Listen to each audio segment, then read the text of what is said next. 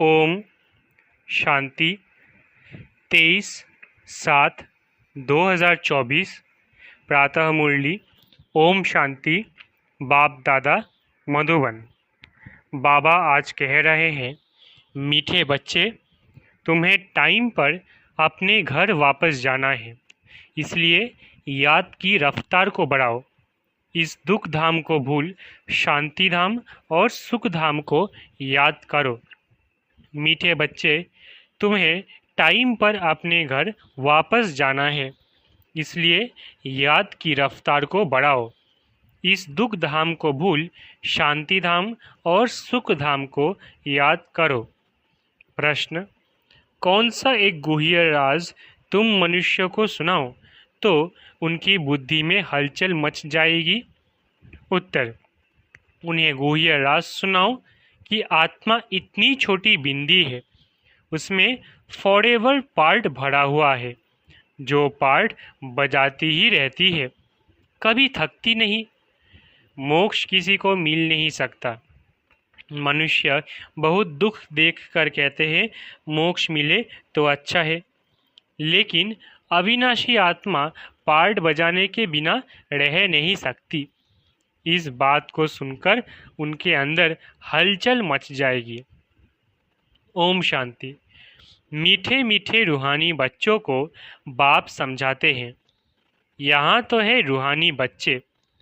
बाप रोज़ रोज़ समझाते हैं, बरोबर इस दुनिया में गरीबों को कितना दुख है। अभी ये फ्लड्स आदि होती है तो गरीबों को दुख होता है, उनके सामान आदि का क्या हाल हो जाता है। दुख तो होता है ना, अपार दुख है। साहूकारों को सुख है, परंतु वो भी अल्पकाल के लिए। साहूकार भी बीमार पड़ते हैं, मृत्यु भी बहुत होती है। आज फलाना मरा, आज ये हुआ। आज प्रेसिडेंट है, कल गद्दी छोड़नी पड़ती है। घेराव कर उनको उतार देते हैं, ये भी दुख होता है।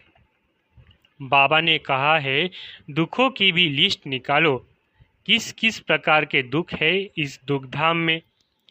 तुम बच्चे सुख धाम को भी जानते हो, दुनिया कुछ भी नहीं जानती। दुख धाम सुख धाम की भेंट वो नहीं कर सकते। बाप कहते हैं, तुम सब कुछ जानते हो, ये मानेंगे कि बरोबर कहते सच है। यहाँ जिसको बड़े बड़े मकान हैं, एरोप्लेन आदि है, वो समझते हैं कलयुग को अजुन 40,000 वर्ष चलना है, बाद में सत्युग आएगा। घोर अंधियारे में है ना, अब उन्हों को नज़दीक ले आना है, बाकी थोड़ा समय है। कहाँ लाखों वर्ष कहते, कहाँ तुम 5,000 वर्ष सिद्ध कर बतलाते हो। ये 5,000 वर्ष के बाद चक्र रिपीट होता है। ड्रामा कोई लाखों वर्ष का थोड़ी ही होगा। तुम समझ गए हो, जो कुछ होता है वो 5,000 वर्ष में होता है। तो यहाँ दुख धाम में बीमारियाँ आदि सब होती है। तुम तो मुख्य थोड़ी बातें लिख दो, स्वर्ग में दुख का नाम भी नहीं। अब बाप समझाते हैं, मौत सामने खड़ा है। ये वही गीता का एपिसोड चल रहा है। जरूर संगम युग पर ही सत्युग की स्थापना होगी। बाप कहते हैं कि मैं राजाओं का राजा बनाता तो जरूर सत्युग का बनाऊंगा। बाबा अच्छी रीति समझाते हैं। अब हम जाते हैं सुख धाम। बाप को ले जाना पड़े, जो निरंतर याद करते हैं वही ऊंच पद पाएंगे। उसके लिए बाबा युक्तियां बतलाते रहते हैं। याद की रफ्तार बढ़ाओ। कुंभ के मेले पर भी टाइम पर जाना होता है, तुमको भी टाइम पर जाना है। ऐसे नहीं कि जल्दी जल्दी जाकर पहुंचेंगे। नहीं, ये जल्दी जल्दी करना अपने हाथ में नहीं है। यह तो है ही ड्रामा की नूंद। महिमा सारी ड्रामा की है। यहाँ कितने जीव जंतु आदि दुख देने वाले हैं। सत्युग में यह होते नहीं। अंदर ख्याल करना चाहिए, वहाँ ये होगा। सत्युग तो याद आता है ना। सत्युग की स्थापना बाप करते हैं।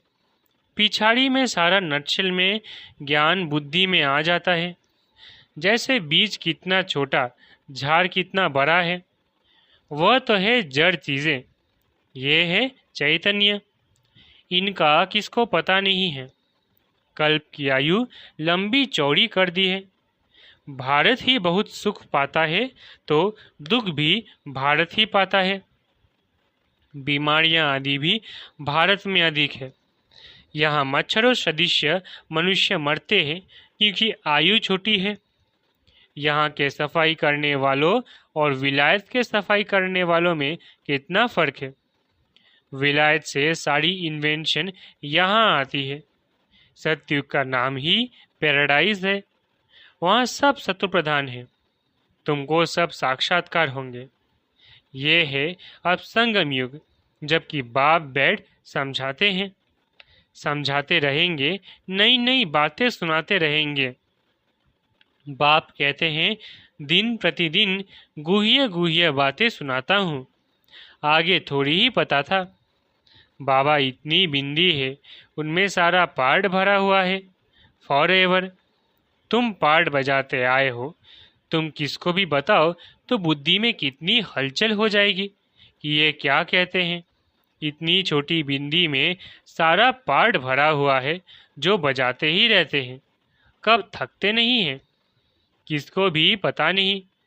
अभी तुम बच्चों को समझ पड़ती जाती है कि आधा कल्प है सुखधाम, आधा कल्प है दुख। बहुत दुख देखकर ही मनुष्य कहते हैं इससे तो मोक्ष पाले। जब तुम सुख में शांति में होंगे वहाँ थोड़ी ही ऐसे कहेंगे। यह सारी नॉलेज अभी तुम्हारी बुद्धि में है। जैसे बाप बीज होने कारण उसके पास सारे झाड़ की नॉलेज है। झाड़ का मॉडल रूप दिखाया है, बड़ा थोड़ी ही दिखा सकते हैं। बुद्धि में सारी नॉलेज आ जाती है। तो तुम बच्चों की कितनी विशाल बुद्धि होनी चाहिए, कितना समझाना पड़ता है। फलाने फलाने इतने समय बाद फिर आते हैं पार्ट बजाने। ये कितना बड़ा ह्यूज ड्रामा है। ये सारा ड्रामा तो कभी कोई देख भी ना सके, इम्पॉसिबल है। दिव्य दृष्टि से तो अच्छी चीज़ देखी जाती है। गणेश, हनुमान, ये सब है भक्ति मार्ग के, परंतु मनुष्य की भावना बैठी हुई है तो छोड़ नहीं सकते। अब तुम बच्चों को पुरुषार्थ करना है। कल्प पहले मिसल पद पाने के लिए पढ़ना है। तुम जानते हो पुनर्जन्म तो हर एक को लेना ही है। सीढ़ी कैसे उतरते हैं ये तो बच्चे जान गए हो। जो खुद जानते हैं वो औरों को भी समझाने लग पड़ेंगे। कल्प पहले भी यही किया होगा। ऐसे ही म्यूजियम बनाकर कल्प पहले भी बच्चों को सिखाया होगा।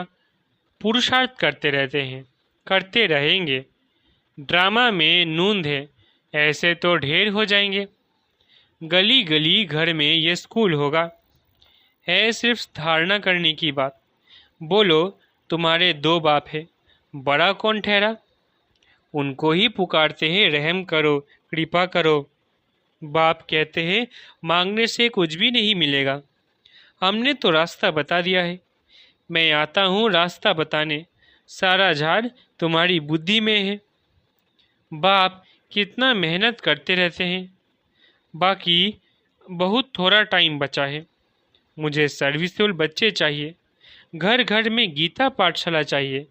और चित्र आदि ना रखो, सिर्फ बाहर में लिख दो। चित्र तो ये बैज ही बस है। पिछाड़ी में ये बैज ही तुमको काम में आएगा। इशारे की बात है। मालूम पड़ जाता है बेहद का बाप जरूर स्वर्ग ही रचेंगे। तो बाप को याद करेंगे तब तो स्वर्ग में जाएंगे ना। ये तो समझाते हो हम याद से ही पावन बनेंगे और कोई उपाय नहीं। स्वर्ग है पावन दुनिया। स्वर्ग का मालिक बनना है तो पावन जरूर बनना है। स्वर्ग में जाने वाले फिर नरक में गोते कैसे खाएंगे? इसलिए कहा जाता है मन मना भव। बेहद के बाप को याद करो तो अंतमति सो गति होगी। स्वर्ग में जाने वाले विकार में थोड़ी ही जाएंगे। भक्त लोग इतना विकार में नहीं जाते। सन्यासी भी ऐसे नहीं कहेंगे पवित्र बनो, क्योंकि खुद ही शादियां कराते हैं। वे गृहस्थियों को कहेंगे मास मास में विकार में जाओ। ब्रह्मचारियों को ऐसे नहीं कहेंगे कि तुम्हें शादी नहीं करना है। तुम्हारे पास गंधर्वी विवाह करते हैं, फिर भी दूसरे दिन खेल खलास कर देते हैं। माया बहुत कशिश करती है, तो भी पवित्र बनने का पुरुषार्थ इस समय ही होता है। फिर है प्रारब्ध। वहाँ तो रावण राज्य ही नहीं, क्रिमिनल ख्यालात ही नहीं होती। क्रिमिनल रावण बनाता है, सिविल शिव बाबा बनाते हैं। ये भी याद करना है। घर घर में क्लास होगा तो सब समझाने वाले बन पड़ेंगे। घर घर में गीता पाठशाला बनाएं। घर वालों को सुधारना है, ऐसी वृद्धि होती रहेगी। साधारण और गरीब वो जैसे हम जिन्स ठहरे। बड़े बड़े आदमियों को छोटे छोटे आदमियों के सत्संग में आने में भी लज जाएगी, क्योंकि सुना है ना, जादू है भाई बहन बनाती है। अरे ये तो अच्छा है ना।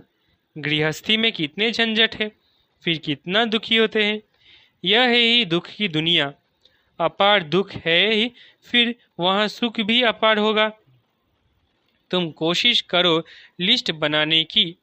25-30 मुख्य मुख्य दुख की बातें निकालो। बेहद के बाप से वर्षा पाने के लिए कितना पुरुषार्थ करना चाहिए। बाप इस रथ द्वारा हमको समझाते हैं। ये दादा भी स्टूडेंट है। देहधारी सब स्टूडेंट है। टीचर पढ़ाने वाला है विदेही। तुमको भी विदेही बनाते हैं, इसलिए बाप कहते हैं शरीर का भान छोड़ते जाओ। ये मकान आदि कुछ भी नहीं रहेगा। वहाँ सब कुछ नया मिलना है। पिछाड़ी में तुमको बहुत साक्षात्कार होंगे। ये तो जानते हो, उस तरफ विनाश बहुत हो जाएगा एटॉमिक्स बॉम्ब से। यहाँ के लिए है रक्त की नदियाँ, इसमें टाइम लगता है। यहाँ की मौत बड़ा खराब है। ये अविनाशी खंड है। नक्शे में देखेंगे हिंदुस्तान तो एक जैसे कोना है। ड्रामा अनुसार यहाँ उनका असर आता ही नहीं है। यहाँ रक्त की नदियाँ बहती है। अभी तैयारियां कर रहे हैं। हो सकता है पिछाड़ी में इनको बॉम्ब्स भी लोन देंगे। बाकी वो बॉम्ब्स जो फेंकने से ही दुनिया खत्म हो जाए, वो थोड़े ही लोन पर देंगे, हल्की क्वालिटी के देंगे। काम की चीजें थोड़ी ही किसको दी जाती है। विनाश तो कल पहले मिसल हो ही जाना है। नई बात है ना। अनेक धर्म विनाश, एक धर्म की स्थापना। भारत खंड कभी विनाश हो नहीं पाता, कुछ तो बचने ही है। सब मर जाए फिर तो प्रलय हो जाए। दिन प्रतिदिन तुम्हारी बुद्धि विशाल होती जाएगी। तुमको बहुत रिगार्ड होगा। अभी इतना रिगार्ड थोड़ी ही है, तब तो कम पास होते हैं। बुद्धि में आता नहीं है, कितनी सजाएं खानी पड़ेगी। फिर आएंगे भी देरी से।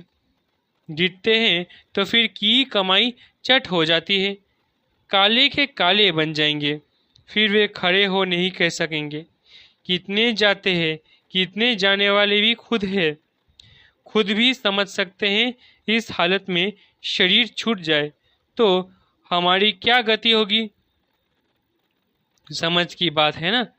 बाप कहते हैं तुम बच्चे ही शांति स्थापन करने वाले। तुम्हारे में ही अशांति होगी तो पद भ्रष्ट हो जाएगा। किसको भी दुख देने की दरकार नहीं है। बाप कितना प्यार से सबको बच्चे बच्चे कहकर बात करते हैं। बेहद के बाप का है ना। सारी दुनिया की इसमें नॉलेज है, तब तो समझाते हैं। इस दुनिया में कितने प्रकार के दुख है। दुख ढेर दुख की बातें तुम लिख सकते हो। जब तुम ये सिद्ध कर बताएंगे तो समझेंगे कि ये बात तो बिल्कुल ठीक है। ये अपार दुख तो सिवाय एक बाप के और कोई दूर कर नहीं सकते। दुखों की लिस्ट होगी तो कुछ बाप समझाते हैं तुम बच्चों को ऐसा गुलगुल बनना है। दुखों की लिस्ट होगी तो कुछ न कुछ बुद्धि में बैठेगा, बाकी तो सुना अनसुना कर देंगे।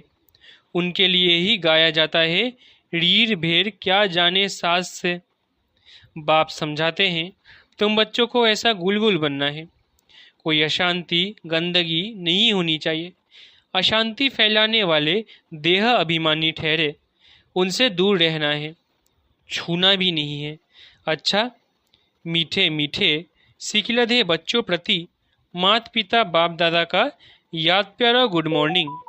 रूहानी बाप की रूहानी बच्चों को नमस्ते। हम रूहानी बच्चों की रूहानी माता पिता बाप दादा को याद प्यार, गुड मॉर्निंग और नमस्ते नमस्ते नमस्ते। शुक्रिया बाबा। धारणा के लिए मुख्य सार। पहला, जैसे पढ़ाने वाला टीचर विदेही है, उस देह का भान नहीं, ऐसे विदेही बनना है। शरीर का भान छोड़ते जाना है। क्रिमिनल आई को बदल सिविल आई बनानी है। दूसरा, अपनी बुद्धि को विशाल बनाना है। सजाओं से छूटने के लिए बाप का व पढ़ाई का रिगार्ड रखना है। कभी भी दुख नहीं देना है, अशांति नहीं फैलानी है।